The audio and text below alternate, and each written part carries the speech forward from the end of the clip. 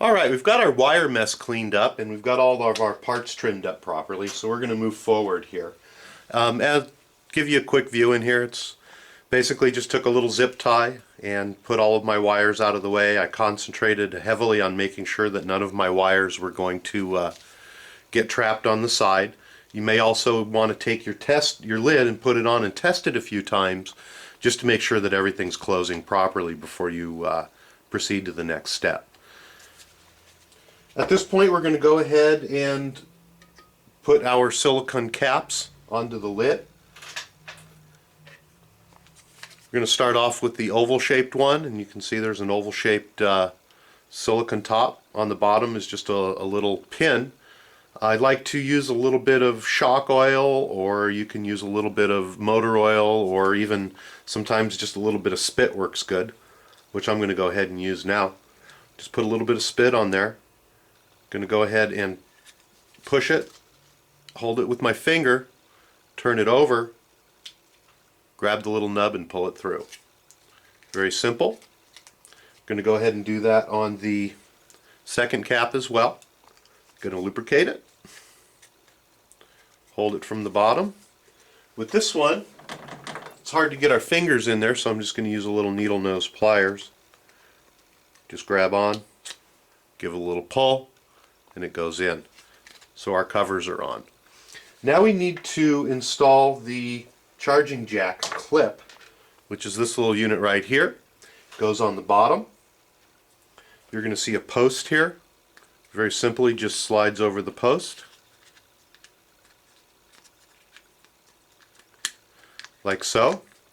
You can see that it has a portion that extends down, and that goes on just like so.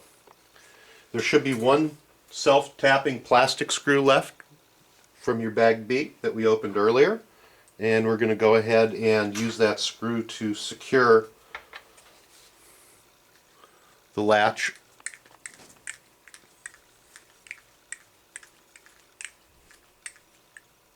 onto the lid, and that slides back and forth to hold the latch on.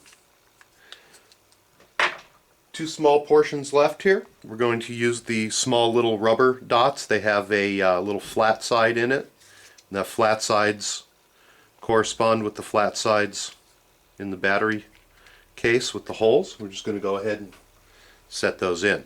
Now comes the tricky part.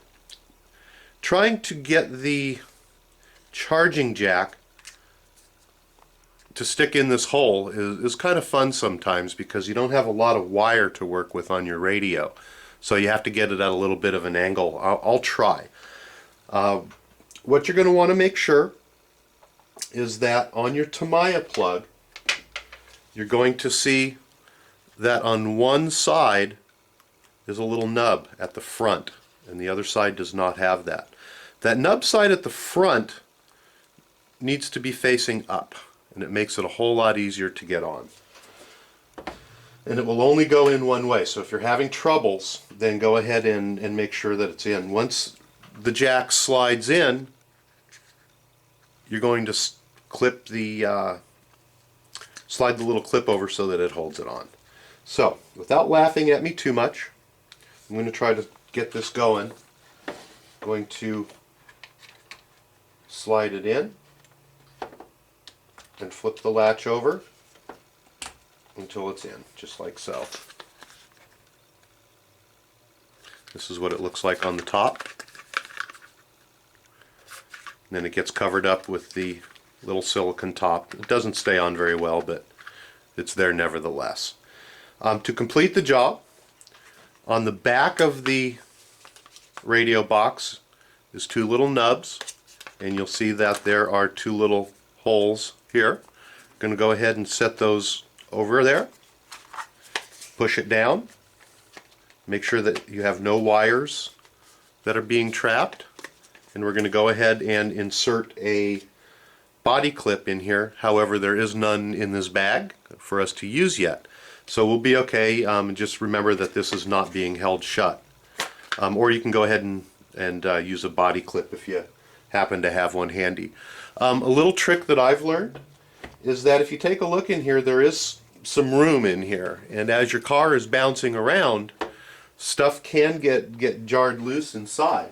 So what I'm going to do is I have a piece of foam rubber. It's very light foam rubber, and what I'm going to do is go ahead and drop that down inside the battery box before I close it, and it's going to help keep everything from rattling around in there. So I'm going to go ahead and hook the back on, and I'm going to go ahead and adjust my foam rubber so that it covers the battery and also the receiver. Go ahead and shut the box, and I did have a little spare body clip hanging around. I'm going to go ahead and secure it. So right now we actually have a completed radio box. It's got our radio, our battery, our servos, and everything else that we need. I'm going to, at this point, go back and revisit the very first step of putting this arm on. Because we did not have power up to the servo, we really didn't have the proper position to put this on, and it does have to be on at a 10-degree angle. So what we're going to do now is fire up the battery box, electronics, along with having our radio on and all of our trims set to 0 so that we can find the proper angle for the steering horn. So I'm going to go grab my radio and I'll be right back, and we're going to go ahead and do this. Alright, go ahead and grab your transmitter, and whatever transmitter that you're going to be using, go ahead and make sure that all of your trims are set to 0 for the steering. Make sure that your sub trim is set to 0, your trim is set to 0, all of your endpoint adjustments, everything is all zeroed out. Go ahead and turn your radio on, make sure that's done. We're going to reach down, and with the switch, we're going to go ahead and turn on our electronics package. And as you do that, the servo is going to self-center itself to the position that it's at in neutral, because we have all of our trim set to 0. So I'm going to turn that on, and you can see that it's over to the side, and that's not what we need. What we want is to go ahead and remove the servo horn with the center screw, and let's recenter the servo horn. Now we need to remember, as you're going through, there's splines on here. We do not want it exactly straight up and down. We want it to be one spline over towards the center of the radio from 0. So it needs to be over about 10 degrees. Once you've found that position, go ahead and turn your radio off with the switch, and put the screw back into your servo horn.